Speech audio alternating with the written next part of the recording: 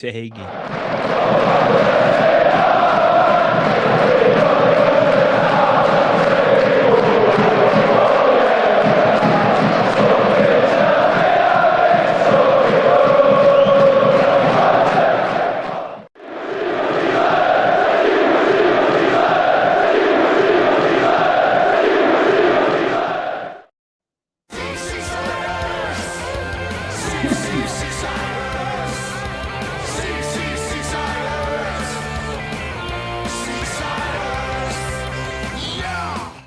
It's Tuesday, 30th December. Forgot what day it was then. It was like a Christmas. And then in this evening show, we catch up on 2 more wins. This last pod, both coming at home against 2 South Yorkshire sides, with Evo's Tangerine Army putting both Doncaster and Rotherham United to the sword over the festive period. The latter being a feast of goals. I'm John Aspinall, and this is the Seaside's podcast, match reaction show. Blackpool 4, Rotherham 0, and Blackpool 1, Doncaster Rovers 0. Tradition.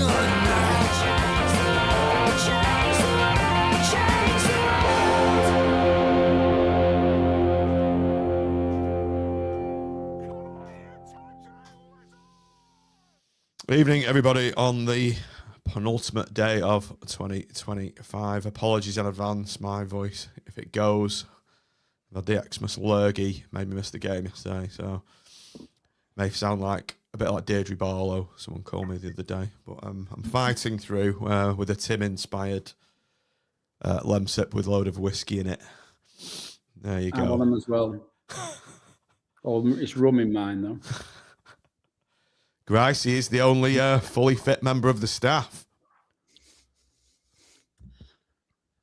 What's the exilier of youth, Gricey? Spill the beans. Oh, it's all there, isn't it? Porridge and protein powder. Now, I see. Indeed. as he was regaling with me with about Wigan. Protein powder and a bit of creatine. Sorts you out, doesn't it? Everybody, welcome over. I noticed, John, you're wearing your. But I do notice you're wearing your manager's mid layer there. You know. I did have just to prove you're not Steve Bruce. You're still in a job. I had a Parkside fleece on, that own brand Lidl of clothing that you can buy, and I looked like I was an Eskimo, so quick change, and this was nearest. And I did bump into Martin Grace, and I'd say, John, hope you're feeling better. I think that's Martin anyway. I saw him in Lidl yesterday, long time listener of the pod. Right, let's get going with Doncaster. So Blackpool 1, Doncaster 0. The team was as follows. Now time to the graphics. It's Peacock-Farrell, Horsfield, Casey, Hobby across the back, Imray right wing back, left wing back was CJ. 3 in midfield, Brown, Morgan and Honeyman, Taylor and Fletcher up top. Great to see Taylor back and starting, Tim, but I know, well, we won't prejudge it too much, but yes, it was good to see him. He'd had a great game at Wigan, hadn't he, when he came on at Wigan, didn't he? Did he come on? No, he started at Wigan, didn't he? He played really well. He came on at Wigan. Oh, I thought he came on after an hour. Yeah, and you're right, Gricey. So he'd had a great appearance at Wigan.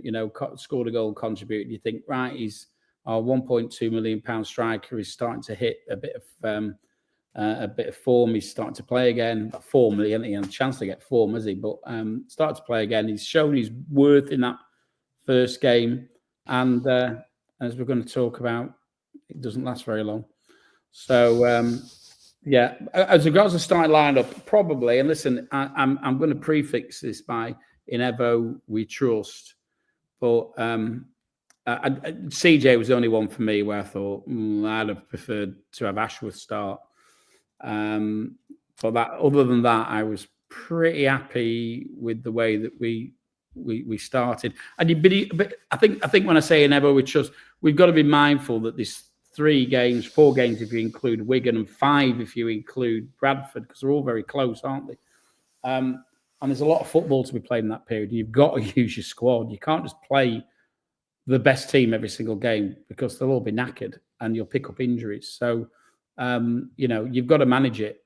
And there's certain positions we can't manage because we haven't got enough people, personnel available. But with others, we can and we should. Gracie, it was a very. I think I'm sure. Sorry. Cut out on Tim. Sorry. Oh, I was just saying. I don't know why I cut out. I was just saying you've got to manage your squad. You've got 5 games. You're not. If you play the best team every single game, then you're gonna tire them out, and then you're not going to get the best out of them. So you've got to juggle your pack every now and again, haven't you? And I think we saw that. We saw that yesterday. Sorry, not yesterday. Now on whenever it was last Friday, and we saw it again yesterday. So, and I think that's the way to do it, And I'm sure we'll see a slight juggle of the pack again on Thursday. These days are doing me head in. I can't keep. Genuinely, what day is it today? Is it Tuesday, Wednesday, Tuesday? Gracie, yeah, as I was saying to you then, Bloxham, Ashworth, Bowler, Evans, and Banks on the bench. Absolutely, look at the difference between the quality of our bench compared to what must be 4 weeks ago. When it was dire straits scraping the bottom of the barrel. Yeah, absolutely. The bench sort of really backs up the team now, or did, from a striker's point of view. Hopefully we can get Ennis back and firing quite soon, so we don't feel the Taylor injury so much. But in every other position, we seem like we've got some cover. Having Lyons there, it can play different positions. Ashworth was on the bench, wasn't he? Covering those different positions between wing back and the back three. So we look so we've got plenty of cover. Couple of midfielders cover. Yeah, Hansen's no keeper cover. No keeper cover. Yeah, he keeps doing it, doesn't it? You think it's going to come a cropper one day, but as long as the Peacock stays playing like he is now, long may that continue as well. Okay, onto the game itself then. Huge early miss for Donny. I've penned in my notes, Tim. To be honest, I've forgotten a lot of this match. So yeah, there was a deep cross. I think it was from a free kick on the left-hand side, wasn't there? And there's, in fact, I noticed a rather prominent poster on AVFTT had made this point, and it's one of the questions I wish now had been asked at the forum that we had a week last Thursday, because Evo was prepared to answer any questions, and I'm sure he's got an answer to this one as well. But we hold an incredibly high line, and actually later on in the game, I think we see an example of how it works. But we held an incredibly high line, but when the free kick's deep, it gives the attacking side a long time to get into the area. And this is what happened here. And the guy gets sent off, isn't it? Is it guy gets sent? No, it's not the guy gets sent off. It's their centre forward. Into he's ghosted in a little bit like Cruyff used to be honest. I remember Cruyff scoring goals like this, when the ball comes right in and he comes in and he was going in on the volley and he didn't quite connect, but if he had connected properly, it would have been. I've got a lot of faith in Peacock-Farrell at the moment, but it would have been a very difficult situation for him to deal with. But it was an example. That was an example for me of how it can cause you problems. But I'm sure there is a statistical backup for why we're doing it, just like why we're bringing it back at corners that we were told about. So interesting. Early let off. We're not done particularly well over Christmas periods. I think most of us, whilst we're quite confident, we've got the back of our mind that we tend to fall apart during the Christmas period. And so that, for me, was a bit of a warning sign that we needed to be careful. So, early let off Gracie. Not bad news, but really sad news for Dale Taylor. 4 minutes down, innocuous enough challenge. I think someone stepped on his foot by mistake. He's gone down injured, and when he's been pulled up off his feet, you knew it was bad. And he got up, didn't he, and went back down again. And you knew. I just was gutted for him, to be honest. he was really he looked the part, didn't he, at Wigan, and looked like he'd blend really well with Fletcher. And that when he was playing before, he didn't have Fletcher. We didn't have Fletcher, did we? Too much, if at all. And I just we think didn't have the Fletcher we've got now. No. Well, Erling Fletcher. 3 months he's out for as well. 3 months. People were saying 6 to 8 weeks, weren't they? Sort of best case, but that was the best case. Yeah. Has it been confirmed he needs an op now? If it's 3 months, it more or less sure has. Yeah, because it was 6 to 8 if he doesn't need an op, wasn't it? Just have a boot. Because sometimes if it's not too bad, you can just have a boot on, and then let it heal naturally. Yeah. But if you need an op, then it's longer. Pins in. If you got boots on, you can. We've had surgery today, so they've got it done quickly. But 3 months, it's the rest of his season pretty much gone, isn't it? Because by the time he gets back in. Obviously, we're back for the Wembley run. I was just about to say, Gricey. Yeah, he'll be back for Wembley. Score the winner against Bolton. Yeah. Hey, just imagine this. Just imagine Bolton in the playoff final. Oh, there's only one winner as well. Ian Everett's tangerine, isn't he? What a game that'd be. Anyway, we're getting a bit ahead of ourselves, aren't we? So yeah, Dale Taylor off injured, absolutely. And Tim talks through Bloxham's goal. Good work from Imray on the right. Yeah, well, he starts off with Carey, doesn't it? And Carey, I think, is really maturing into this right-hand side of the 3 role that has been allocated, and he sends Imray through to start off with, doesn't he? And it was interesting that I watched Evo's post-match, and he said it's something. This move is something they practice continuously. It's straight off the training ground. He said. And he puts Imray through. And what I liked about Imray was he went round the back of his defender, didn't he? He blindsided the defender, got round the other side of him, and then he basically just did this slide rule pass to Bloxham. I mean, Bloxham couldn't have missed if he tried, could he? It's just impossible. It was, well, maybe not impossible, but it was virtually impossible to miss. There was another element to it.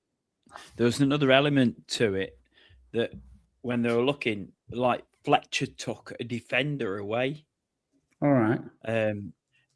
When Casey had the ball, I think Fletcher took a defender out. I mean, away from the play, really, right, and that helped to leave the hole that created for Imray and Bloxham. But no, very, very good. It was a good move, and it was a well played ball by Casey, and a good cross by. I'm getting pelters. It was Casey with the ball on the right. I think you said Carey. Oh right. You're becoming like Chizzy, Tim. All right. Apologies. It's the rum and hot water. What's Chizzy's excuse? Yesterday he was saying, "Oh, all the Charlton players when I was down there and all the staff were gutted when Albie Morgan left." And then he started saying, "Yeah, and he was one of the best players at Cardiff." And I was like, "What? What's he on?" When BPF's made that save, he's going, that's again a goal. He was like calling it a goal, all sorts. So yeah, you do get a different. My excuse is mixing medication with a hot rum and water. Well, I've got Lemsip and whiskey in here, so let's see what nonsense I can spout. Well, we had people in the FTT bemoaning the fact that we haven't revisited the Matt Smith Lashed Up podcast recently. So we did ask him. We asked him, didn't we? He's dropping his lad off. He'd only been on the Guinness Heroes today, though. He's and noticed just for old time's sake, Carey and Apter have both migrated to the Charlton bench now. Oh, lovely stuff. Yeah, they're finding out that Carey isn't as consistent as they thought he was. good video with them yesterday. I've just seen on their game at Portsmouth. The big viral video on X today of them singing "We Never Lose." We never lose at Portsmouth, like live while they're singing it, and they go down the other end and like score with like literally last kick of the game to beat them. So it's pretty funny. Anyway, I digress. Oh God, Albie Morgan, Tim, back to his best within this game. That I've put in my notes: a Paul Scholes-esque volley from a corner. It was quality, wasn't it? I think it was Brown's corner, wasn't it? And I watched it back because I didn't know where he hit it on the half volley, but he did actually hit it on the full volley, didn't he? And, you know, it had pace, it had direction. And every time I watch it, the keeper's save looks better and better because it's through a lot of crowded players and he gets down. I don't know how the hell he saves it. Really, it deserved a goal and we didn't get it. And I think that might have, you know, because I think it got, as we're going to, it got a bit nervy later on, didn't it? I think that would have settled the nerves somewhat. But that's a player who's on top of his game. And again, it looked like it was work because Brown went straight to him on the edge and to be fair, pinpointed him exactly. Because we bemoan the fact that players can't beat the first man at a corner, which for me is disgraceful. If you're doing it consistently, once I'll get it off. If you're doing it all the time, not being the first man, it's incredibly frustrating because a kid can do it. But to pinpoint a ball from a corner to somebody who's free on the edge of the box to the point where they can volley it is a skill, an art. And so every credit to Brown for that and every credit for the technique. To be fair, that both players showed, but particularly Albie showed with his shot. And credit to Ian Everett as well, Tim, because we see a lot of variation now in corners. We never used to see that on Steve Bruce. It was just linked into the box. To be fair, John, we have been trying this corner for a while. We tried it, Evans to Apter. That was one version of it last season, and then we had others trying it out, but that was definitely the best attempt yesterday. It was a good corner, good shot. Wasn't Unlucky yesterday. Sorry, Boxing Day. Not yeah. It was a part of Boxing Day that I saw. I've not made a cock up yet. I'll just like to say I'm the illest, not made a cock up. So. And it was just very unlucky, wasn't he? Just great shot. There was another in the second half, Tim, as well. Morgan again, goal-bound shot. After good work from Imray on the right-hand side. So Morgan's drilled another one. Yeah. I had that in my notes for the second half as well. I think it was the early part of the second half, wasn't it? And, you know, and listen, I think we saw under Critchley Mark II, that period when we were playing quite well, that I think when we went down to Charlton or whatever, that Morgan's got that ability in him to chip him with a few goals, hasn't he? And that's what we want. You know, we don't want to be, you know, Fletcher's in a great run of form. Bloxham is starting to score a few goals, to be fair to him as well. But we need, you know, we've got Imray scoring goals on the right, and it'd be good if we can get midfielders chipping in with a few. And Albie probably is the one most likely, I would think. But he's getting close, isn't he? My match notes, Gracie, another sitter header missed from Donny. Triple subs, massive miss from Donny at the end. One cleared off the line. Oh, we've missed the halftime message about you. I've seen it. Oh, yeah. You had to leave, didn't you? I had my own halftime bloody mither. Owen Oyston had some halftime mither, didn't he? Because it was announced. Oh, he had it. Yeah. It was great. Yeah, I heard that just before it all kicked off, yeah. But yeah, so he's out the penthouse and Sadler trying to play the bad man's song by Stone Roses. Stone Roses, yeah. Quality. I loved it. And I mean, just to give that some context to people, I mean, we are now over 6 years on. We are, aren't we? Over 6 years on since the Oystons were kicked out of the football club. And it's taken nearly more that time to get to this point, and they're still in the offices. And this is because they got the football club to grant themselves long leases. on very favourable, if not peppercorn, what we call peppercorn terms, like a nominal. Prince Andrew-esque at his Royal Lodge. That's exactly. Yeah. The two go hand in hand, them two. And it's been an incredibly difficult task to get them out. You know, I think there's been a few failed attempts in the process. And it's very difficult because at the end of the day, the football club's a separate thing. And if the club is a separate thing, gives another separate thing a long lease, then it's legally binding, isn't it? You know. So every credit to Simon and whatever legal team ultimately achieved the objective. We just need to get more tissue out of the offices now, and then the job's done. I'm actually one of the few people who've had the dubious honour of going up there. I think I might have mentioned it before on the podcast, and it is quite. It's a nice space. It's a nice space. But what it'll be used for, if anything, I don't know. Whether Simon decides to use it or whether not for what Owen would use it for. No, it won't. But one thing is, it's an incredibly nice space. Zip, Andy. You don't want to get sued again. We've got to be cautious, Andy, these days. But allegedly. I don't think Owen's been in there in all that time, but his daughter has, and his bodyguard, I think, was the other one that was in there. His ex-bodyguard, the Polish guy. So well done, the club, and nice to have a little bit of a, rather than just like say nothing, just to put like a little bit of amusing anecdote out there at half time. And actually, this is another point I need to mention. And in the north, I could hear it. Now I don't know if you've noticed, but I don't think there's been an announcement about it. But I tell you what, that tannoy in the north, that is 100% something's happened, because you can now hear everything where previously you could hear nothing. So well done, the club, for sorting that out as well. Yeah, that's never said on the. Agree. On the banner, Sadler has banter. Certainly does.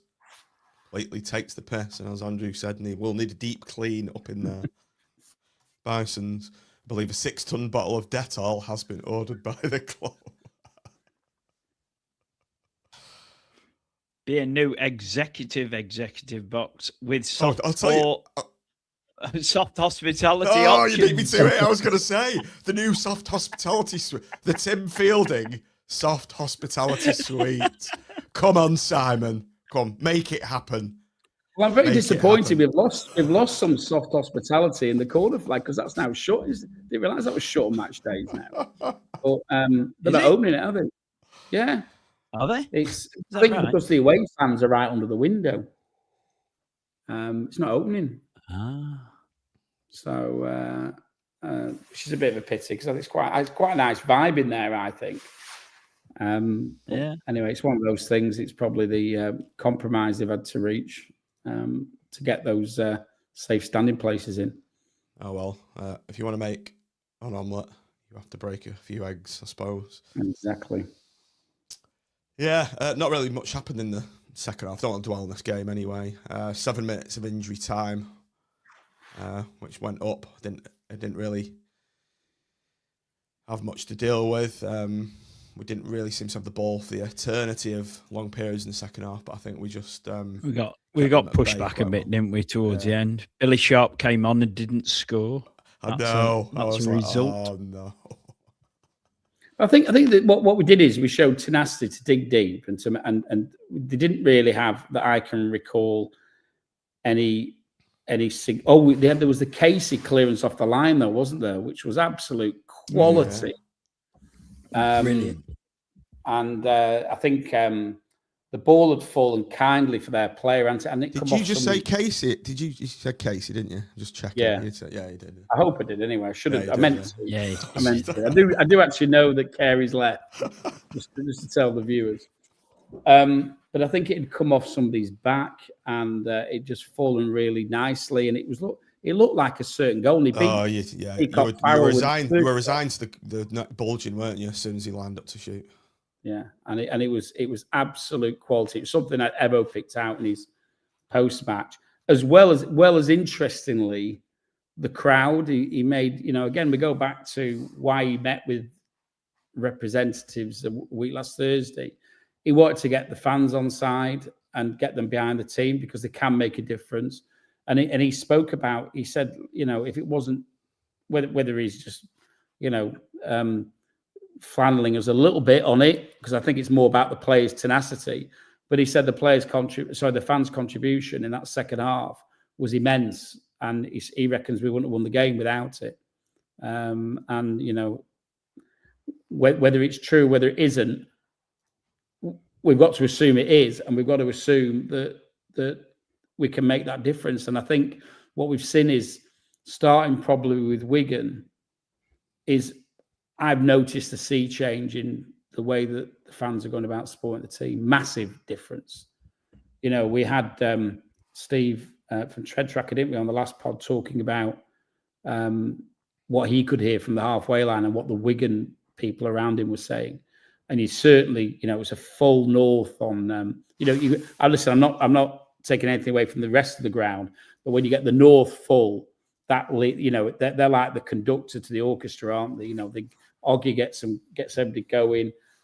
Those A and B blocks in particular start everything off, and then it filters around the ground. And when that doesn't happen, it doesn't happen. It doesn't tend to get started elsewhere. I know Gricey might disagree with me, but I think in the main, you need that north buzzing, and it is at the moment, and it's a great place to be, and it's a great place, I think, to hear whether you're in there or not. Whether you're in the west or whether you're in the south, wherever you are.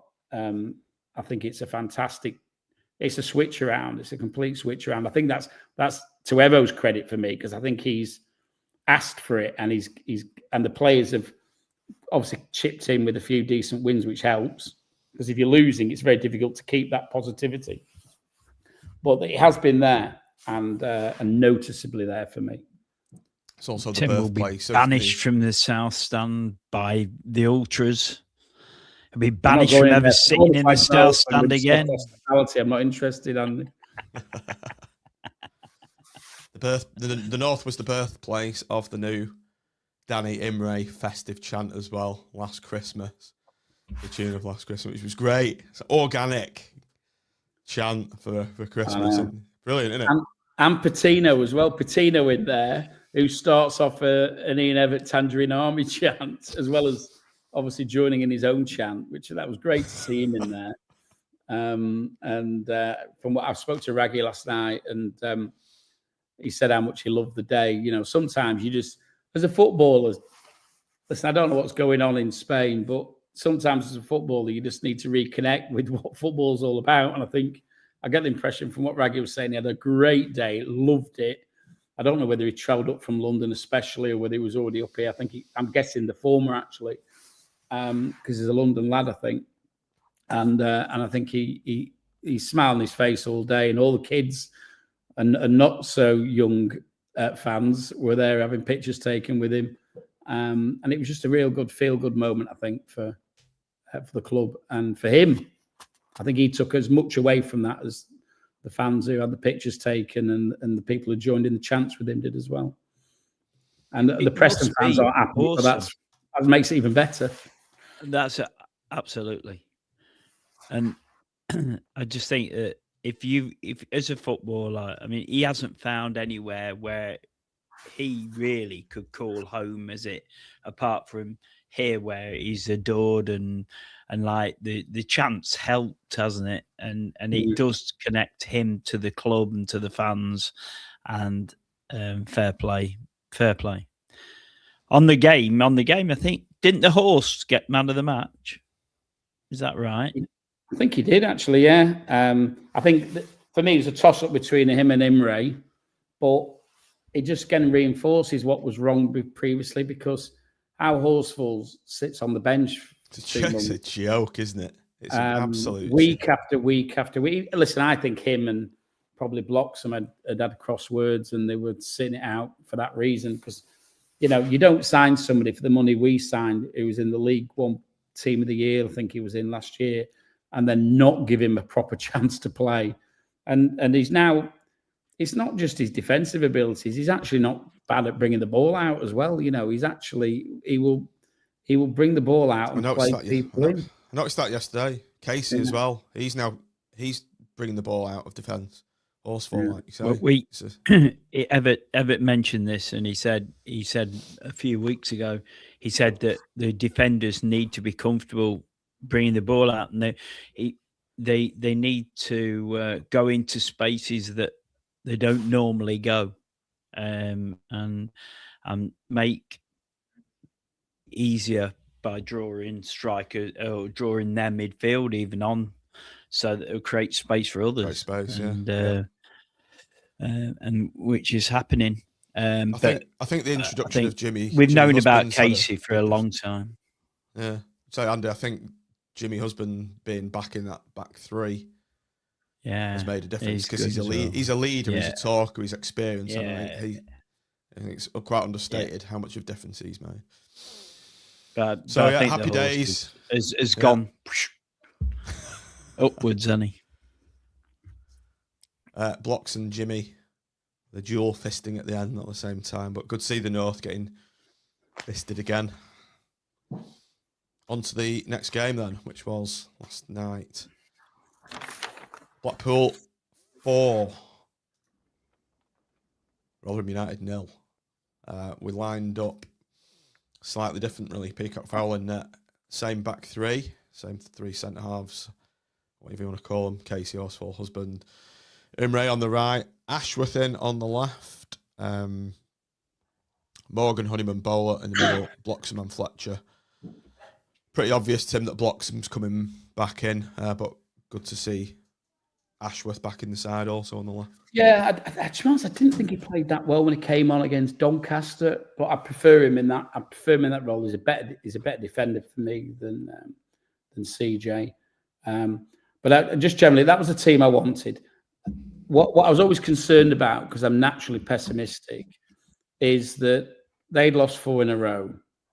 We'd got 10 out of 12 points, I think. We've not beaten them since 1997 at home, remarkably. 1997, that's like nearly 30 years. One win in 15 against them. And obviously they've got the second worst away record behind Exeter in the league. So I'm thinking what could possibly go wrong? One more little stat for you, Tim. Last time we won on the last calendar day of the year was Sunderland away in 2010. Right. That's incredible. What a day that was!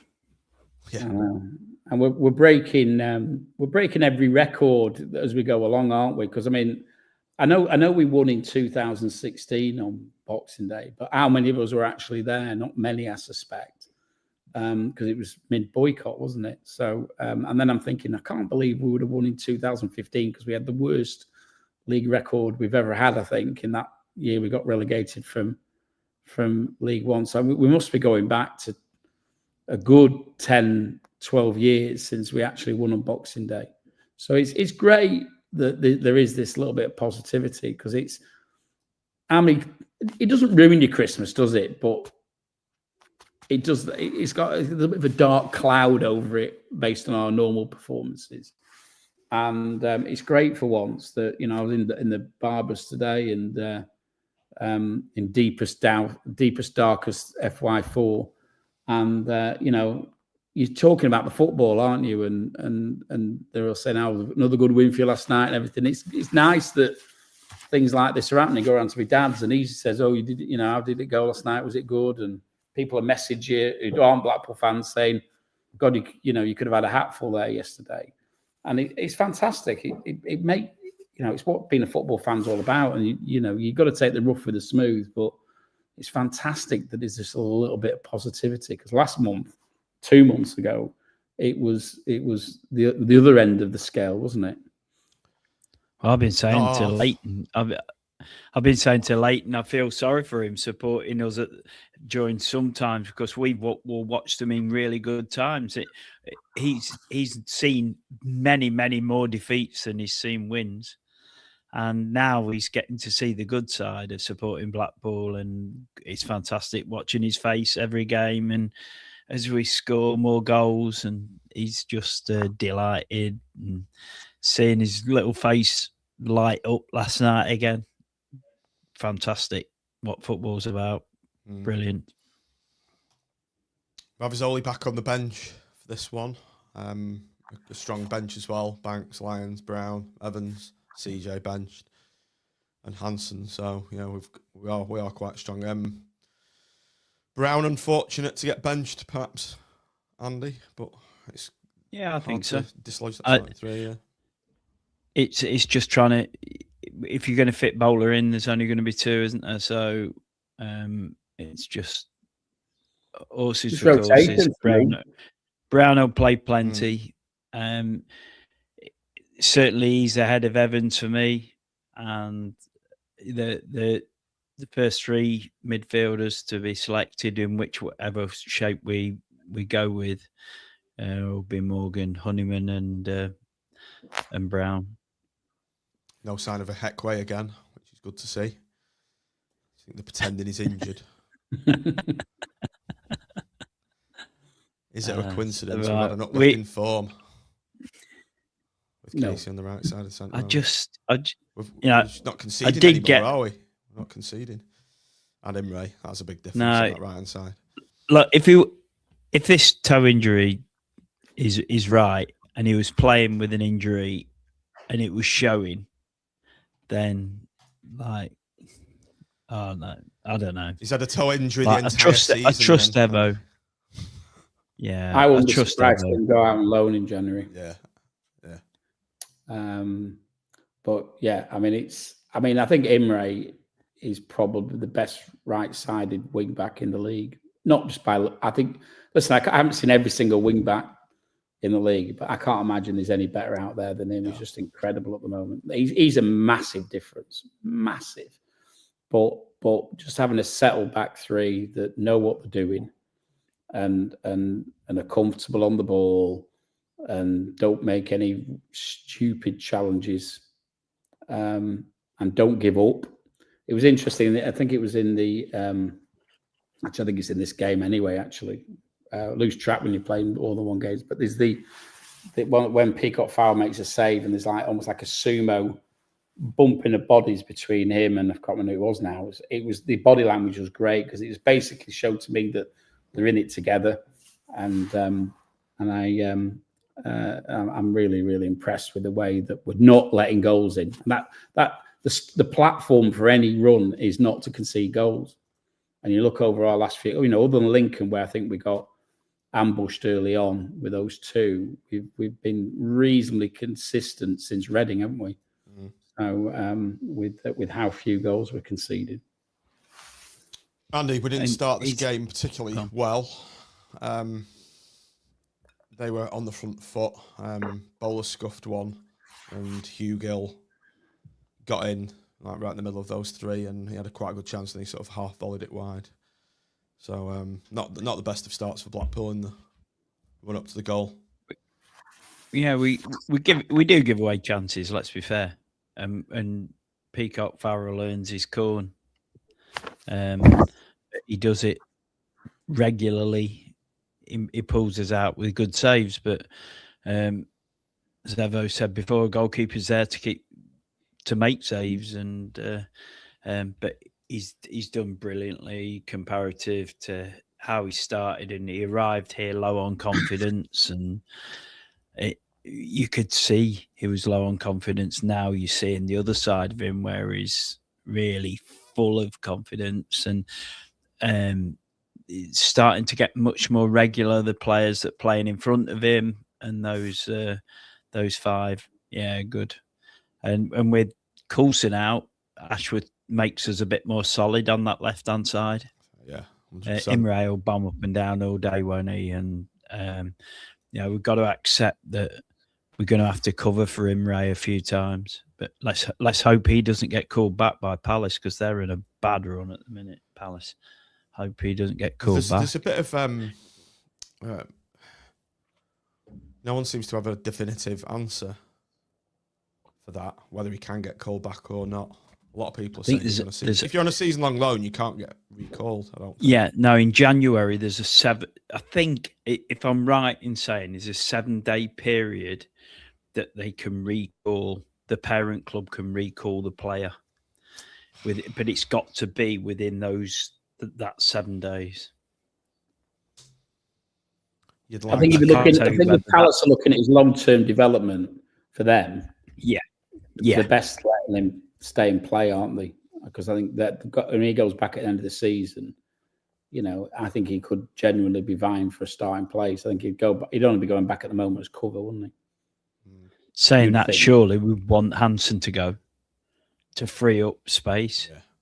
Yeah. We've got to free up some space to sign another striker. We have to have a lone striker, surely.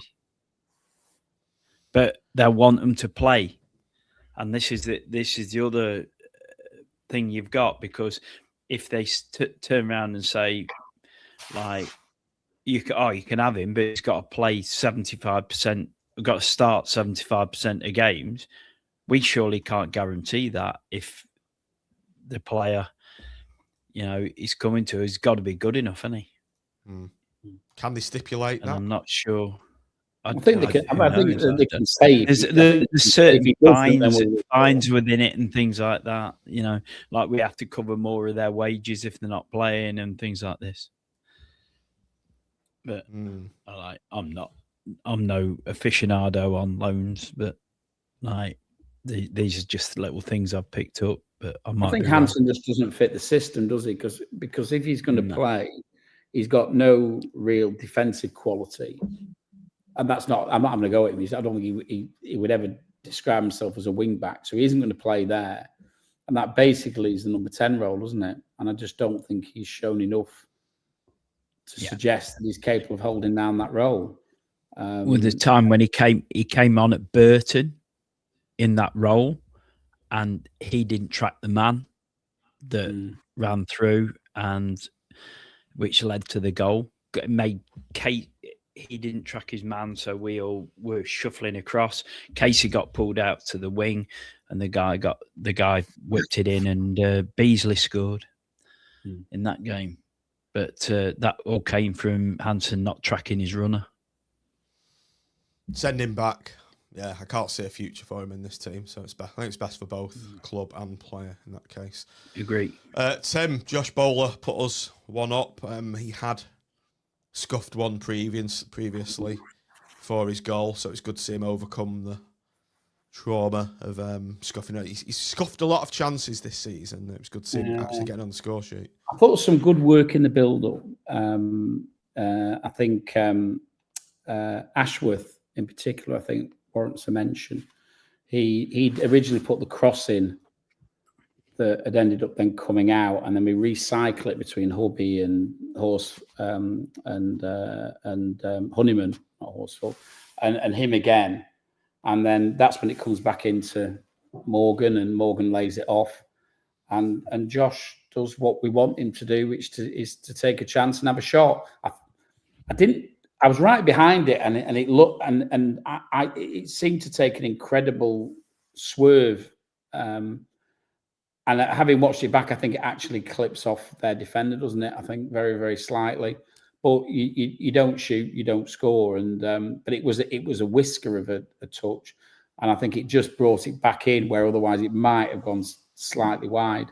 But what a first time of watching it, I generally thought it got the swerve on it, but incredible finish, and a remarkable stat was that's his first goal in about 18 months, more than 18 months, I think, nearly a little bit longer than that. April 24, I think, for Cardiff. Wow.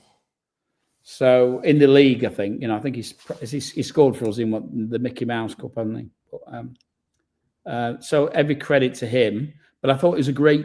What it showed was for me was sometimes how patience works, because we went from one side to the other, and we see this. I'll mention it again later. We see this a couple of times in the game where when we've shuffled from right to left, it's not meanly. What really frustrated me under Critchley Mark II and Bruce was this meaningless recycling across the box that was not actually achieving something. Well, what we seem to be doing now is we're actually prodding and poking one area, dragging people out of position, and then we're switching and where there's space, and then we're actually going in for the kill. So every credit for the way that all of the lads on that left-hand side made sure that we kept hold of that ball and then created a chance out of it, because it gone left to right, back out left, and then through the middle. And they didn't touch the ball throughout that period. So every credit and a great finish by Josh. Possession with purpose, Andy. Exactly. I remember Evo saying, not long after we'd died, the celebrations have died down. Andy were 2 up. Imray overlapping, played in by Fletcher, and what a finish from the right-hand side. Yeah, Bloxham played Fletcher to Fletcher, I think. Yeah, and then Fletcher played Imray, and a very similar goal that he scored against Rotherham only 3 weeks ago. Yep. So they must be sick of the sight of him. Sick of the sight of Blackpool, by the way. 7 goals conceded. That is. 7 goals conceded, 0 scored. Where records are being broken by Evo, aren't they? Against our former bogey side. And they've had their chances, by the way, within those games. But like they hit the post, didn't they, at their place? And there's a few chances last night. But go on, sir, Andy. Fair play. 7-0 done.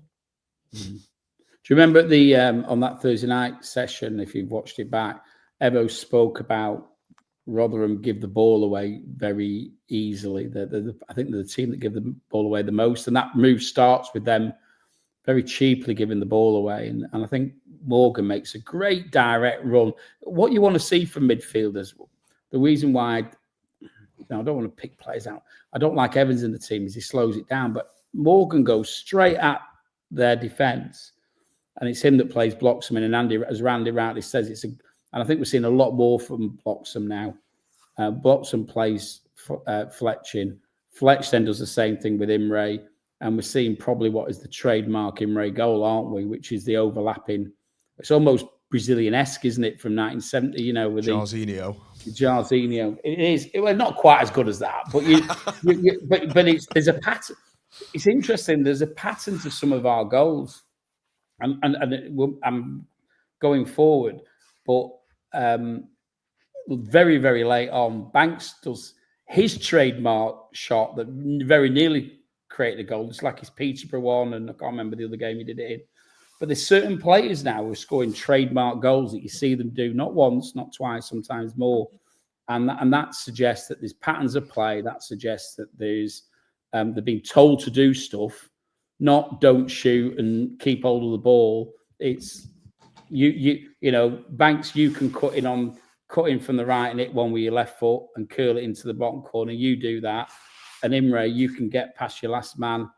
I mean, defenders must hate playing against him and drive one across the box. And they want that, you know, everyone's clearly telling them to do it. And that's why you're seeing these goals being scored. Well, the Critchley finalist that fined you for shooting from outside the area has been cut up.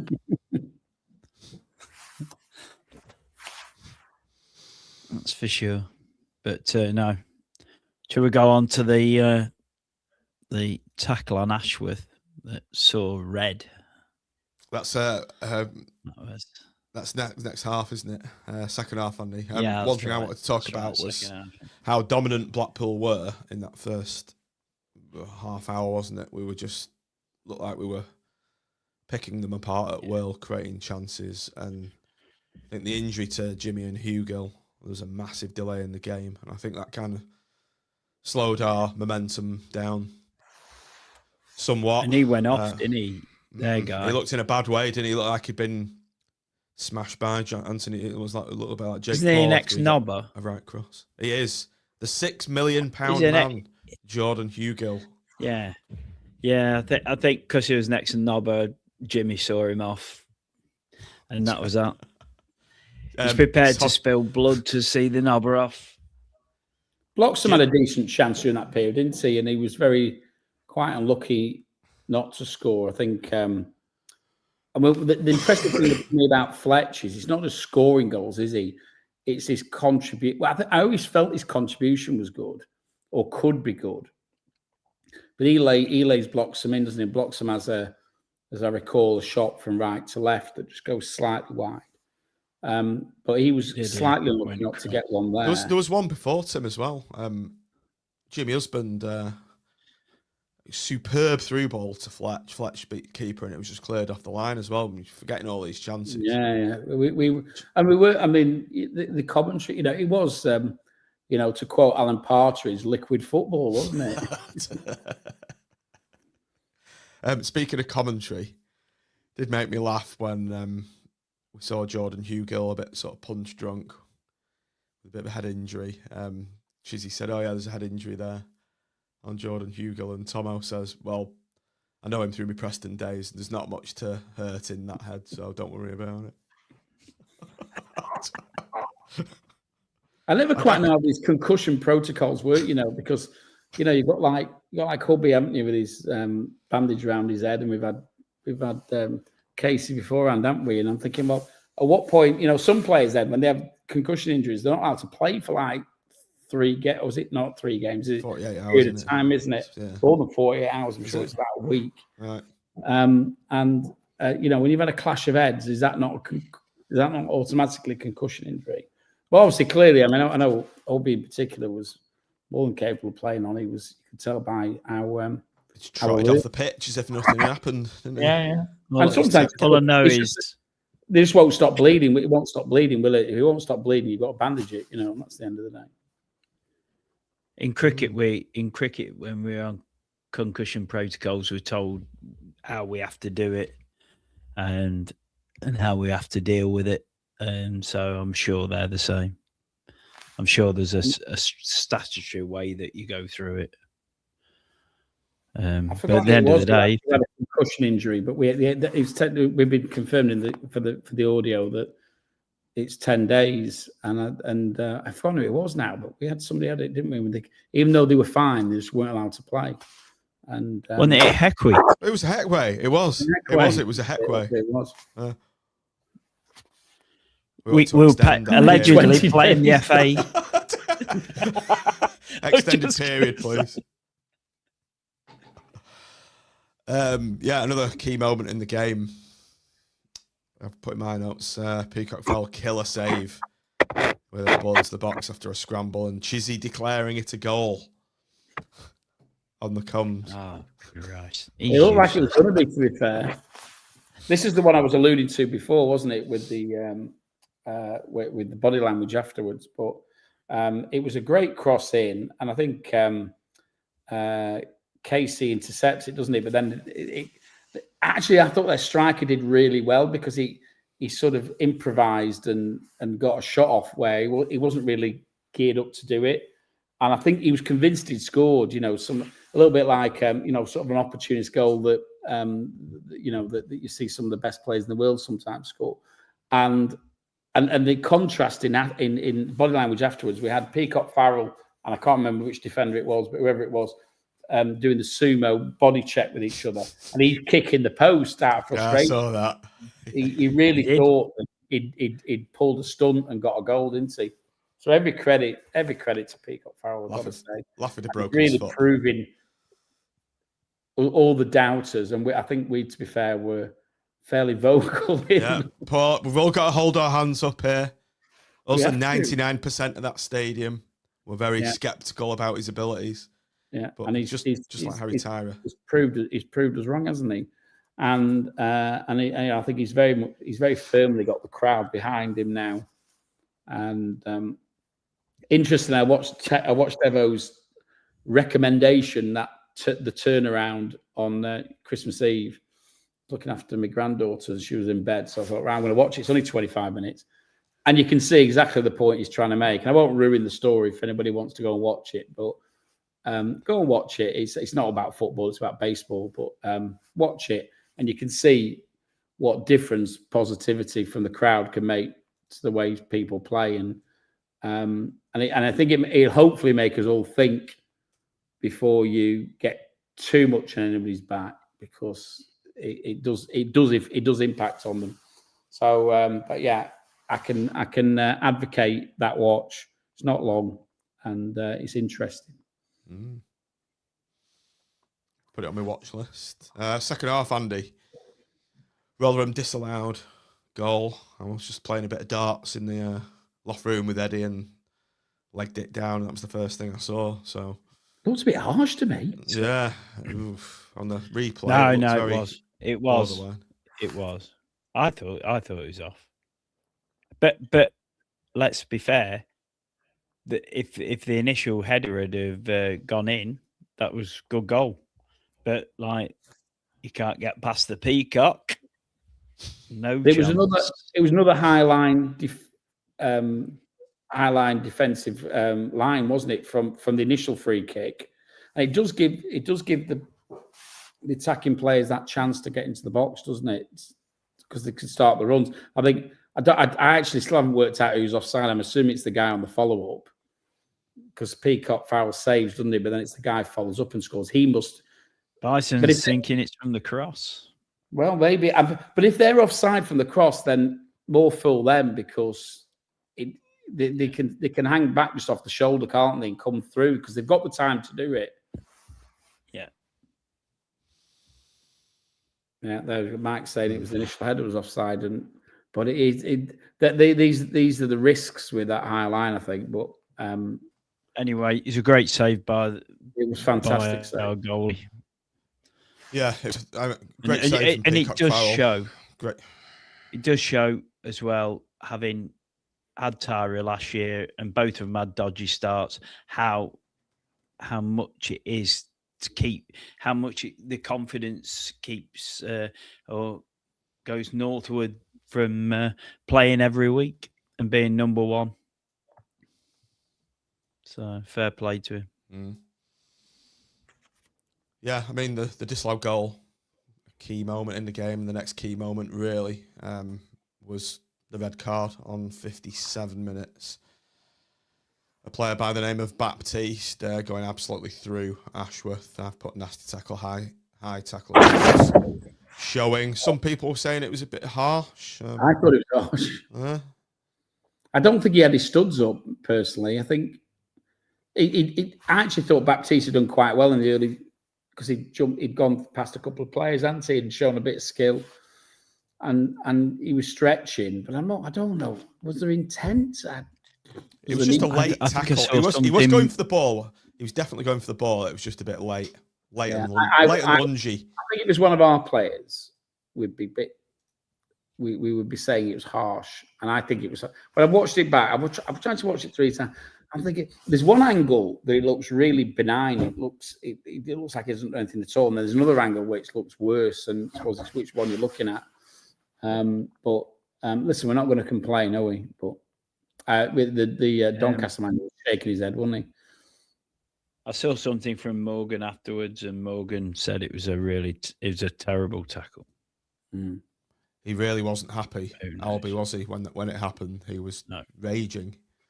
I know this, but happens to us all the time, so we'll take it. And it was a. Well, I remember going back at Wigan with Ekpiteta when he got sent off, and when it happens to you, it's a nightmare, isn't it? Because that's the last thing you need in the game. But when you're looking to follow a run up, we're going to take anything we can get, and we just seem to be getting the rub of the green at the moment. I think that for me that was a slight rub of the green. I can see why it happened, but I can see another referee not giving it. Yeah, good shout, Steve. Similar to the red for Ennis earlier on this season. Absolutely, yeah. It's just the same. Yeah. They say these things even themselves out over the season, so a perfect illustration of that. There, 5 minutes later, Tim, we've gone 3-0 up, game over, and what a finish this was from Ashley Fletcher. I absolutely love this. I love the fact. Sorry? Well, you've got blocks, haven't you? You've got blocks actually playing on the right, and not that he was officially there, but he just happened to be on the right, showing what he can do on the right, and he shows his strength and his tenacity to get past his player, and then just slide rule the ball through to Fletcher, and that finishes for me. Just tells you everything about his game at the moment. I think he's got the ultimate confidence in his own ability, because he strikes it with the outside of his foot and curls it into the bottom left-hand corner. And you don't do that if you're worried about how you played, because you daren't do it. You daren't do it because you know you'll get stick if you do. And he didn't. He knew exactly what he was doing. He had full confidence in his own abilities, and it was absolute quality. First goal for him in his new boots, I noticed. Yeah, he looked like he got a pair of new boots on last night as well. So why are you changing the form he's in? God only knows. Stato nerd. We need to get a new name for him. Sorry, that's Leighton who spotted it, not me. Yeah, whatever, Andy. Of course it is. Yeah. The kids notice it, but obviously. But I mean, anyway, it's a throw-in from Imray, wasn't it? That down the line, and then Bloxham fought the man off, didn't he, to lay in? But like, very, very good, very good, cool finish. Just the way he just so calmly and relaxed, just let the ball run through his body as well. Any other striker a bit lower on confidence, they might have taken a touch, but he just let it run through his body. Yeah, he was so relaxed. It was kind of like a goal you'd see in training, when you're just dicking around and you're trying something. It's like what you've said, Tim. So that's the sign of a confident striker. And yeah, because if he's at all concerned, he takes a touch, and then I think the chance. I'm not saying the chance goes completely, but all of a sudden the keeper's on you, right on you, and he didn't give him chance. As you said, he let it roll past him, and then just the outside of the foot, and hitting the ball with the outside of the foot can easily go wrong. Easily go wrong. So every credit to him. He's just showing what a great striker is for this division. Another assist, another goal. It's interesting. I was speaking to a surveyor. It was actually just on the last day in the office. He said, "Oh, I was at Wigan Blackpool the other day, and he was cursing about Fletcher. He said he was shit for us. He's like, honestly, he was quite vociferous about it. And honestly, and I have to say, well, look, first bit with us, he wasn't great, but Jesus, I said, look, he's incredible at the moment, and he is, and that 22 goals for the calendar year, and probably at least half as many again assists, if not more than that. That's box office stuff, that is. So every credit, Fletcher. He's right up there, isn't he? Yeah, so before 2026 is as fruitful. Third highest goals and assists together in the country. Very good. Wow. I remember we were laughing at his record of scoring like one goal in 4 years when we not long had him, and he was ready to be put in the bin. And like, what a turnaround! Got to give Steve credit a bit. I'm trying to think. Bruce a bit of credit. Trying to think what it is. I'm sure it's 26 goals this calendar year now. That's it. 26 goals this calendar year. I can't remember who told me now. Somebody's told me this, and I won't even say if I knew you anyway. But the Evo called him into the office when he took over and said, "You're my main man." Your main man, yeah. And that's sometimes what a striker wants to hear. You are my number one striker, and you can see why Evo would say that based on the way he's not. To be fair, he was doing it before Evo arrived to a degree as well. And I think you've also got to put in context the other two players have been playing. We said this in the last pod, didn't we? Haaland and the other guy from Swindon have been playing for teams in the top of the divisions that they play in. Yeah. While he's been doing this as we're floating around the bottom. So every credit to him. And I just hope he has a great new year and a great 2026. Because if he does well, we'll do well, won't we? Whether he's with us next year, the Oracle, who knows everything, and Andy Grice, wasn't wrong despite being called out. Let's hope whether he's an option or not, he wants to stay, because sometimes it's about, as we've seen this with the players, haven't we? They go somewhere else and the grass isn't always greener. Multitude of subs. After that, quite rightly, Evo's resting. As soon as he scored, he got Imray off, didn't he? Yeah, got Imray off. Got Hubby off, who was booked for a ridiculous booking. But the ridiculous yellow card, he won the ball and got booked. So, yeah, a very wise move just to rest Hubby, Morgan coming off. Honeyman not long after, Banks on, Lyons on, Brown on, and Evans on. But the game's won at this point, 3-0. And we've gone and, aside from Banks doing his usual cutting inside, his trademark goals, Tim calls it, nearly scored. Horsfall's almost headed one in from a corner. CJ, I don't know if anyone noticed it, he did his usual comedy moment in the game where he didn't fancy heading one clear and shouldered it away. Wasn't there in the stadium, but was the usual stadium of laughter when he did that. Did that happen? Although he did get involved, he was, to be fair, positively involved in the fourth. So I'm gonna stand up for CJ. Ole, ole, ole. I'm gonna stand up for him. And he was for me, he was involved on the left hand side before we again, interestingly, did the switch that created the space. A bit of a switch anyway, half a switch, but we most certainly moved the ball to the side of the pitch, created the space for Bloxham, and Bloxham finished with a plum, didn't he? Took a touch, created himself a little bit of an angle, and bagsied it, which is what. And we've got the trademark. Not seen it for a while. Trademark Bloxham goal celebration, didn't we? I always felt he needed to score. I think I might have missed him once when I was away, but he needs to score in front of the north a bit. I know he scored at the south end, but I'm just very glad he didn't roll his ankle as he came down from his forward roll. Sure would be. Have those told him off? Has he? He's been told off. Yeah, he's been told off. Yeah, genuinely, you haven't got any fit strikers. I agree with Evo. Anyway. I agree with him. Yeah, David said that.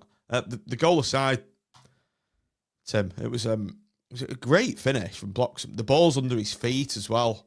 Yeah. You know, you get the ball stuck under your feet. It's hard to get any power and direction on, and pure technique to get that in the he's goal. Showing more for me, showing more confidence in the middle of the pitch, where previously I think if he was outright, he was comfortable and knew what he was doing, and it was a bit of a headless chicken in the middle, or if he was anywhere else. Where he now, you know, I think on the going back, I'm trying to think on the third goal now. I think he was involved in the build up to the third. And we've seen him more involved in the moves and keeping possession and recycling it, and as well as notching. So he's looking a lot. And listen, one thing is certain: he's looking a lot fitter. There was obviously an issue under Bruce. You know, I don't think we really want to get into commenting on that. We've all heard rumours, but one way or another, he was probably the most unfittest player we had.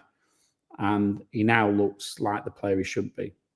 And every credit to him and every credit to the coaching team for sorting out whatever issue there was behind the scenes. You going to say something or yawning, Gricey?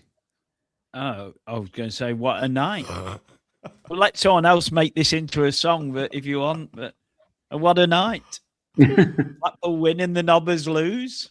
So what team would you choose? What a feeling. What a night. 3 consecutive wins and 3 consecutive clean sheets. It's what dreams are made of. Christmas dreams are made of. Santa's visited Bloomfield Road. What we need to do now is take that into Port Vale. I was in the office today buying my tickets. Got mine today as well.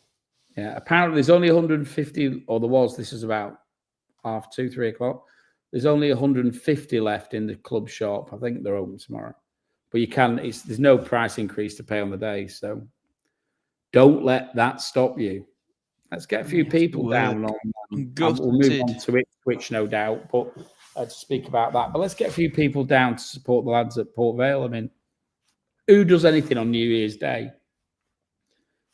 Get yourself there. Me working you. Well, yeah, apart from absolutely gutted. Yeah. Port Vale's home record: played 10, won 1, drawn 3, lost 6, goals for 5. Yes, 5 goals against 12. Current form: Lost, drawn, lost. Surely it's a game. We're going to get 3 points and do the perfect Christmas. Another record that Evo's going to hopefully blow out of the water is a perfect Christmas record. When was the last time that happened? Well, I can't remember ever. It was 27, I think, 2007 or... What, we actually won them all? When was the last time the perfect 10? When was the last 20. time we did a perfect 10? Well, that was 2007. Yeah, it was. Yeah. I don't remember us doing the perfect 10 at the Christmas that year, but I might be wrong. So. No. A perfect 4. No, we didn't. Perfect 4 at the Christmas. Right, I think... oh, God. Time for me to go. My whiskey's run out. Well, can I just mention it? Go on, then. Yeah. Yeah. So, as we know on the last podcast, Steve came on and he announced. I'm sorry, I've got it on my phone because I'm just going to give you the stats. Steve came on and he put this incredible gesture on, didn't he, about funding everybody to go to Ipswich. I just wanted to update everybody. I mean, if you go on AVFTT, there is reasonably regular updates, but up to now, there's been 19 coaches filled. It's 12 last time I heard. Yeah, there's 19 filled. There's 900 supporters going on these coaches. And listen, how many of them would have gone but for this gesture? And Very Steve few. says he's trying to organise another coach for tomorrow. There's a coach going, I don't know where it's starting, but anybody who's based on the other side of the Pennines, it's certainly going from somewhere in Leeds, and it's picking up in Lincolnshire and on the route down. The Blackpool coaches are picking up at Charlotte Richard and Sandbach for anybody who needs to join en route. There's 2 coaches going directly from Poulton, and the rest are going directly from Blackpool. The club and Steve and BST between us all are currently trying to get the council to put on free car parking in the town. Because it's difficult to park around Bluefield Road, isn't it? If you're turning up, street parking, yeah, fine. But if everybody street parks, it's going to cause a problem for residents. So we're trying to get a deal done for council parking. So that's hopefully there's going to be an update on that. But listen, if you haven't booked yet, if you haven't yet decided, I don't think the club, Steve, particularly, the team could have done anything more than what they've done. To try and encourage everybody to go. So I would just say, if you're still a waverer, do it. You know, Steve wants the more the merrier. Cost him more, but I think he's quite prepared for that. And he's started to be picked up by the press as well. Again, I talked about a feel good factor before. This is a feel good story, and sometimes it's about pricing as well. You know, Steve's had loads of messages from people like family of 4. We would never have contemplated going because it would cost us about 400, 500 quid. And it's now going to cost us 30 quid, 25 quid, whatever it is, which is an incredible opportunity for people who wouldn't ordinarily consider going to these games. And I think it's one of those games where, listen, whatever the result is, and I'm sure we're going to put out a strong team, whatever the result is, I'm sure it's going to be a great day and a great atmosphere. And it's one of those, you know, I wish I'd been there. Hopefully if we win, I really wish I'd gone. And don't be the person who sits at home on that 10th of January and says, God, I wish I'd gone now. Go. That's me. Good monologue, Tim. Good monologue. I unfortunately won't be one because I'll be on a plane coming back from France, which is a bit of a bummer. I also missed the big comeback day as well for the same reason. Well, if as long as the result's the same as a comeback day, John, I'm quite happy for you to be on a plane. Right, on that note, I concur. It's a fantastic gesture. Well done, and well done to Steve. Well done for the 2 clubs for organising sensible pricing. It's a very, very, very good gestures all round, and up the pool, get the big following down there. And first of all, let's get 2 more wins before that. 1 game at a time. Port Vale, come on. Thanks for watching, everybody. Thanks for downloading. Thanks for your comments in the on the streams. Do like and subscribe, Fletcher on YouTube. And as Andy said, up the pool. Come on the pool, and Happy New Year, everybody. Thanks for watching throughout the years. Happy New Year. Been involved in 2. Can he make 3? Not on this occasion. Well taken by Walsh. Davis is on the far side. Ainscough coming square. That's the ball. That's a good try.